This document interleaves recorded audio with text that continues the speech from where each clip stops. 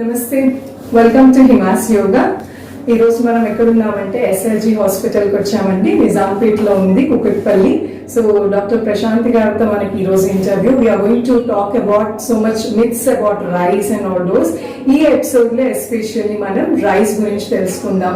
చాలా మంది కన్ఫ్యూజ్ అయిపోతున్నాం. కొంతమంది వచ్చి రైస్ తినద్దు, ఇట్స్ నాట్ గుడ్ అంటున్నారు. కొంతమంది you can eat it, it's like traditional one, అందరూ తింటున్నాం ఏమవుతుంది అని అంటున్నారు.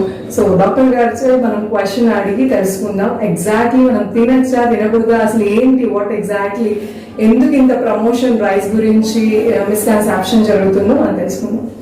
Hello ma'am, and before I start something, can I know something about you? Okay, నమస్తే అండి. నా పేరు Prashanti. I am a dietitian by profession with around 22 years of experience in the field of nutrition.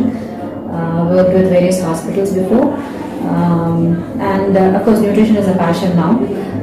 And ఈ మధ్య nutrition awareness ఎక్కువ అయిపోయింది. Post COVID and during COVID, lots of myths have come out, and of course interest and awareness has really gone out, and that's very nice also. So if at a personal level I am able to help people, meer adige questions if I am able to answer and put you on the right track, I will be more than glad to do so. So ma'am, the first question, rice gurinchi. So people are saying that few nutritionists or dietitians also coming out like YouTube channels to petesi rice tinadani kontamandi antunaru, tinachu, it's okay antunaru. So what you are going to tell?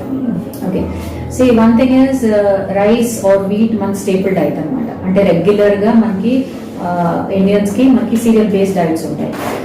So it could be rice, it could be millets traditional గా, లేకపోతే wheat based diet depending on our region. So rice అంటే ఈ మధ్య ఎక్కువ misconception ఎందుకు వచ్చింది అంటే, everybody is focusing on weight loss అని, బెటర్ బ్లడ్ గ్లూకోజ్ కంట్రోల్ అని, లేకపోతే డైజెషన్ చూసి or availability of protein, fibre గురించి లాట్ ఆఫ్ మిస్కన్సెప్షన్స్ బయటపడ్డాయి. But basically what we have to remember is, ఎప్పటి నుంచో ట్రెడిషనల్లీ మన staple is rice. Different forms ఉండొచ్చు, కొంతమందికి బ్రౌన్ రైస్ అలవాటు ఉండొచ్చు. ఈ మధ్య పోను రిఫైన్డ్ అంటే మల్టిపుల్ పాలిషెస్ చేసి ఆల్మోస్ట్ వైట్ కలర్డ్ రైస్ తింటున్నాం. సో దానివల్ల రకరకాలుగా people are facing issues, digestion issues, లేకపోతే వాళ్ళ హెల్త్ ఇష్యూస్ ఫేస్ చేస్తున్నారు. So as per se rice is not bad, rice తినటంలో తప్పేం లేదు. ఎక్కడ ప్రాబ్లం వస్తుందంటే సూపర్ రిఫైన్డ్ పాలిష్ రైస్ తింటేనే ప్రాబ్లం వస్తుంది. అది కానీ మనం కంట్రోల్ చేసుకోగలిగితే డెఫినెట్లీ రైస్ ఈస్ బెనిఫిషియల్. మనకు కావాల్సిన కార్బోహైడ్రేట్స్, మ్యాక్రోన్యూట్రియంట్ అంటాం కార్బోహైడ్రేట్స్ అంటే. మన బాడీ పనిచేసేదే కార్బోహైడ్రేట్ వల్ల. బాడీలో అవసరమైన మెటబాలిక్ సిస్టమ్, మనకి అంత అవసరమైన ఫ్యూల్ అంతా వచ్చేదే కార్బోహైడ్రేట్స్ నుంచి. అండ్ స్టేపుల్ మంది రైస్ ఉన్నప్పుడు వై నాట్ టేక్ రైస్. కానీ దాని గురించి ఏంటంటే మనం క్వాంటిఫై చేయం రైస్ని. ఆ రైస్ని క్వాంటిఫై చేసి, అది కాకుండా అంత రిఫైన్డ్గా తినకపోతే definitely rice is good. So ఈ మధ్య మనం స్పెషల్గా ఏం చెప్తున్నాం అంటే, మీరు అందరు మిల్లెట్స్ గురించి అడుగుతున్నారు, లేకపోతే సంథింగ్ అంటే డయాబెటిక్ రైస్ అంట, అది తినచ్చా, లేకపోతే రైస్ పూర్తిగా మానేసి ఓన్లీ జొన్నలు తినమా, లేకపోతే మిల్లెట్స్ తినమా, or should be change over to wheat and wheat products, రకరకాల క్వశ్చన్స్ వస్తున్నాయి. So at a personal level నేను ఏదంటే, రైస్ తినటంలో తప్పేం లేదు. మీరు దాన్ని క్వాంటిఫై చేస్తారు, కరెక్ట్గా మోడరేట్గా తింటారు, దాంతోపాటు ఏమి తింటున్నారు, కరెక్ట్గా తింటారు అంటే no harm in taking rice. So it is about moderation, ఎంత తింటున్నారు అండ్ ఏ టైంలో తింటున్నారు. షుగర్ పేషెంట్స్ కూడా రైస్ తినచ్చు. సో అన్ని జాగ్రత్తగా తీసుకుంటే rice is not harmful. So that is what I would say, that it is our staple. So why not continue with that. Wonderful, like చాలా క్లియర్ గా చెప్పారు. సో రైస్ తింటే వెయిట్ పుట్ ఆన్ అవుతాం అనేది కూడా ఒక myth. Is that really true?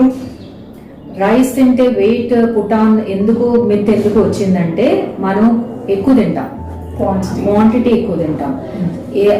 అదే చపాతీలు కూడా మనం ఎక్కువ తింటే రైస్ వెయిట్ పుట్ ఆన్ అవుతుంది.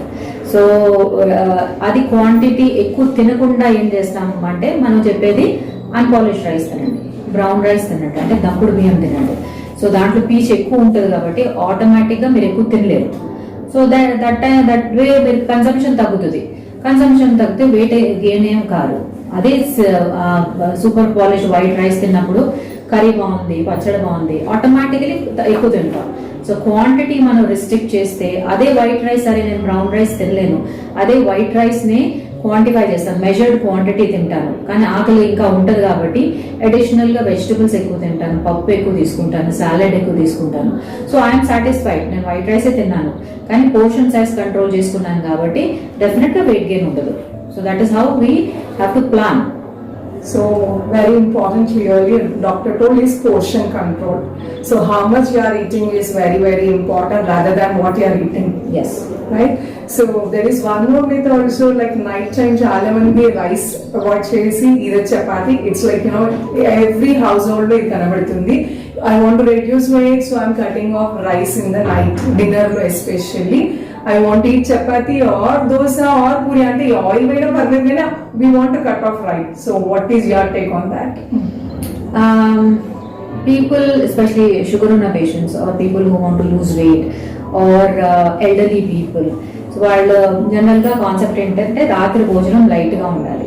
సో మన ఆలోచనలో లైట్ అంటే టిఫిన్స్, అది మీరు చెప్పినట్టు పూరియే ఉండొచ్చు, ఉప్మానే ఉండొచ్చు, which is very oily.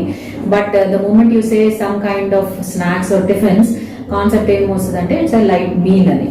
So if the same concept of light meal you're able to cut down the portion of rice. కొంతమందికి చపాతీలు పడవండి, although there is a myth that if you eat wheat or if you eat chapati sugar control ఉంటుందని. కానీ by constitution వాళ్ళకి wheat పడదు. So అలాంటి వాళ్ళని compulsory రాత్రి చపాతీలు తినమంటే చాలా ఇబ్బంది పడతారు. So what we tell those people is, మీరు చపాతీలు తినాలని కాదు, మిమ్మల్ని కంట్రోల్లో తినమని చెప్తున్నాము. సో చపాతీలు అంటే మీరు లెక్క పెట్టి తింటారు కాబట్టి చపాతీలు చెప్తున్నాము. అదే మీరు రైస్ కంట్రోల్డ్ గా తింటే, టిఫిన్ లాగా తింటే, టిఫిన్ అంటే ఏంటి, లెసర్ క్వాంటిటీ, అదే టిఫిన్ రైసే టిఫిన్ లాగా క్వాంటిటీ తగ్గించి తింటే రైస్ కూడా తినచ్చు. సో షుగర్ పేషెంట్స్ కూడా 3 పూట్ల రైస్ తిని షుగర్ కంట్రోల్లో ఉంచుకోవచ్చు. రొట్టెలు తింటేనే, వీట్ తింటేనే షుగర్ కంట్రోల్లో ఉండదు. అది జాగ్రత్తగా క్వాంటిటీ తగ్గించి మిగతావన్నీ కరెక్ట్ గా ఉంటే డెఫినెట్ గా షుగర్ కంట్రోల్లో ఉంటుంది. వెయిట్ లాస్ అయినా కూడా రైస్ క్వాంటిఫై తక్కువ తీసుకుని అడిషనల్ గా ప్రోటీన్ ఎక్కువ తీసుకుంటే వెయిట్ లాస్ ఉంటుంది. So it is not about rice. Rice is not fattening, rice is good for us in fact, carbohydrates. కానీ ఏ కైండ్ ఆఫ్ కార్బోహైడ్రేట్ జాగ్రత్తగా ఉండాలి. సింపుల్ కార్బోహైడ్రేట్స్ కాదు, కాంప్లెక్స్ కార్బోహైడ్రేట్స్ ఎక్కువ తినండి. సో బ్రౌన్ రైస్ అంటే మీ కాంప్లెక్సిటీ పెరుగుతుంది ఫైబర్ వల్ల, అలాంటి రైస్ తీసుకోండి, no harm. Again, brown rice గురించి మీరు చెప్పారు కాబట్టి there are again myth, again few people are saying brown rice తీసుకుంటే గట్ మీద ఓవర్లోడ్ అవుతుంది, డైజెషన్ అవ్వట్లేదు, పొట్ట ఉబ్బరంగా ఉంటుంది, మోషన్ ప్రాబ్లం అవుతుంది, ఇలా కూడా కొన్ని వింటున్నాం. సో దాని గురించి ఏమంటారు? See, brown rice lo there are different grades again. So there is something called a wild brown rice. So only potu తీస్తారు. There is a single polished rice, there is a double polished rice. No. So the ఎంత ఎక్కువ husk తీస్తే అంత polished it becomes. It looks good and it tastes good. It tastes good. But yes, brown rice, unpolished rice is definitely difficult to digest. I accept it because it is more in fiber.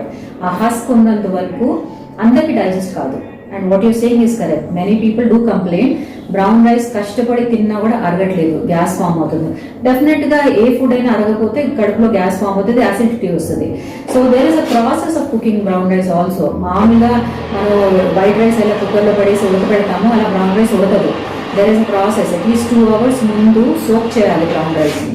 తర్వాత nicely pressure cooked for a longer period of, ఎక్కువసేపు pressure కుక్కర్లో ఉడకబెట్టాలి. అప్పుడు మంచిగా మెత్తగా ఈజీగా అరిగేటట్టు ఉడుకుతుంది. అలాంటిది తిన్నప్పుడు మీకు ఇబ్బంది లేదు అంటే కంటిన్యూ చేయండి. బట్ అందరికీ బ్రౌన్ రైస్ సూట్ కాకపోవచ్చు, ఈవెన్ ఐ యాక్సెప్ట్ దాట్. అలాంటిది ఉన్నప్పుడు ఐదర్ కొంచెం ఇంకా ఎక్స్ట్రా పాలిష్డ్ బ్రౌన్ రైస్ అన్న తినండి. అది కూడా పడకపోతే it is okay, white rice తినండి, నో హార్మ్, బికాస్ ఈజీగా డైజెస్ట్ అవుతుంది. మీరు గుర్తు పెట్టుకోవాల్సింది ఏంటంటే క్వాంటిటీ జాగ్రత్తగా ఉండండి. దాంతో పాటు పీచు యాడ్ చేయండి. So more of vegetable, more of dal and more of other kind of high fibre accompaniments. White rice తినచ్చు, no harm. Something like khichdi. Yes, khichdi, pongal with lot of vegetables along with it. Add some raita, vegetable raita add చేశారు. So we are adding fiber to it. So a complexity of your meal comes up. మీరు ఏది తింటున్నారు, it becomes little more complex. White rice ని cover చేసేస్తుంది. Correct. That is how you help yourself. Thank you so much. And there is one more question regarding rice again. Soaking, as you said, brown rice అనే కాదు white rice కూడా soak చేస్తే even cooking time తగ్గడమే కాకుండా దాంట్లో కూడా benefits ఉన్నాయని అంటున్నారు. So what kind of really works అంటే సోక్ చేయడం, నానబెట్టడం కాసేపు బియ్యాన్ని, ఇది ఓల్డ్ ట్రెడిషనల్ కూడా 10 to 15 minutes వాటర్ లో అలా వదిలేస్తారు. సోక్ చేస్తే డెఫినెట్లీ కుకింగ్ టైం తగ్గుతుంది, ఐ యాక్సెప్ట్ దాట్. బట్ మీరు వైట్ రైస్ సోక్ చేస్తే దాంట్లో మిగిలింది ఏం లేదు. As such anyway all vitamin B పొట్టులో ఉన్నది పాలిష్ చేసినప్పుడే పోతుంది. మీరు ఆ వైట్ రైస్ ఇంకా ఎక్స్ట్రా సోక్ చేసి మీరు మిగిలిన thiamine is important vitamin B in rice husk, ఉన్న మిగిలింది కూడా పోగొట్టి గడ్డి ఉడకబెట్టుకుని తింటున్నారు. సో వైట్ రైస్ మామూలుగా రెగ్యులర్ గా ఇట్ డస్ కుక్ ఈజీలీ. లేదు you want cook it little more faster అంటే ఒక 15 minutes ముందు సోక్ చేయొచ్చు. Wash it just once or twice. Some people wash it 10 సార్లు వాష్ చేసి తెల్లగా బియ్యం వచ్చిన తర్వాత వండుతారు. సో మీరు యాక్చువల్లీ దాంట్లో న్యూట్రిషనల్ వాల్యూ ఏం ఉండదు. యూ జస్ట్ ఈటింగ్ షుగర్ తిన్నట్టు white rice I'm actually supposed to ask you. అసలు చాలా మంది 3 times తెల్లగా కనబడేటట్టు కడుగుతారు. సో కొంచెం ఒకసారి మా వాళ్ళందరికీ చూసే వాళ్ళందరికీ వ్యూయర్స్ కి అసలు రైస్ ఎన్నిసార్లు కడగాలి, ఎలా కడగాలి, what is the process actually మనం తెచ్చుకున్న white rice is already washed and bleached and everything. పొట్టు ఫుల్ గా తీసేసి క్లీన్ చేసి మనకు అమ్ముతున్నారు. మనం ఓన్లీ ఫర్ అవర్ సాటిస్ఫాక్షన్ ఆ పైన ఏమైనా దుమ్ము ఉంది అని ఒక్కసారి మాక్సిమం ఇంకొకసారి కడిగి బియ్యం వండుకుంటే చాలు. ఎక్కడో అక్కడ ఉన్న విటమిన్స్ మినరల్స్ కూడా పోతాయి. So don't over do it. So over doing, quality control ఇవన్నీ చాలా చాలా ఇంపార్టెంట్ అండి. Keep in mind next time cooking లో ఇలాంటి చేంజెస్ చేసుకుని శుభ్రంగా రైస్ తింటే ఎంజాయ్ ద రైస్. రైస్ తినకుండా రైస్ మీదే ధ్యాస ఉంది, అగైన్ రైస్ లేకపోతే సబ్స్టిట్యూట్ కి సాంబార్ ఇవన్నీ మనం తినలేని చాలా మంది బాధపడతారు. అగైన్ షుగర్ పేషెంట్స్ కూడా they can have rice quantify చేయండి, మెజర్ చేసుకోండి. Measurement, this is very important. So that's all for today. Thank you so much doctor. నాకు తెలిసి రైస్ గురించి మనకి మిత్స్ అన్ని తొలగిపోయి హ్యాపీగా తినండి. ఇంకేమైనా డౌట్స్ ఉంటే కామెంట్ బాక్స్ లో మెన్షన్ చేయండి. సో దాట్ నెక్స్ట్ టైం డాక్టర్ని కలిసినప్పుడు ఖచ్చితంగా మీ క్వశ్చన్స్ నా త్రూ అడుగుతాను. Thank you so much. Bye.